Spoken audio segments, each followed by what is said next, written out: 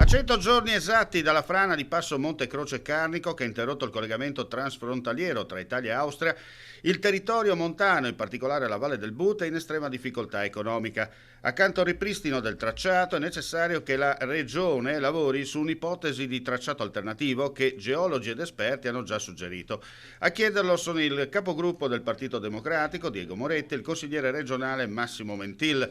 Nel corso della conferenza stampa che si è tenuta a Udine hanno illustrato le problematiche e le proposte avanzate a livello locale per la risoluzione relativa al ripristino della strada statale 52 bis in Carnia a seguito della frana che ha chiuso il passo a inizio dicembre. Per la soluzione definitiva è necessario un accordo con l'Austria, ovviamente con il nostro dirimpettaio, e l'Austria ha già detto che soluzioni voli pindarici di altro tipo non sono per loro accettabili, per cui chiediamo che la Regione, per quanto di sua competenza, e ANAS decidano quanto prima e iniziano già a lavorare per la soluzione definitiva. Consapevoli del fatto che la Regione Friuli Venezia Giulia sta seguendo con ANAS il ripristino e il recupero dell'attuale tracciato che ha subito la frana con la conseguente interruzione del traffico veicolare, dato che le prospettive di sicurezza e di provvisorietà sono quelle illustrate dall'ente gestore della strada, serve parallelamente un'azione provvisoria, ossia un tracciato alternativo già proposto e individuato dagli addetti ai lavori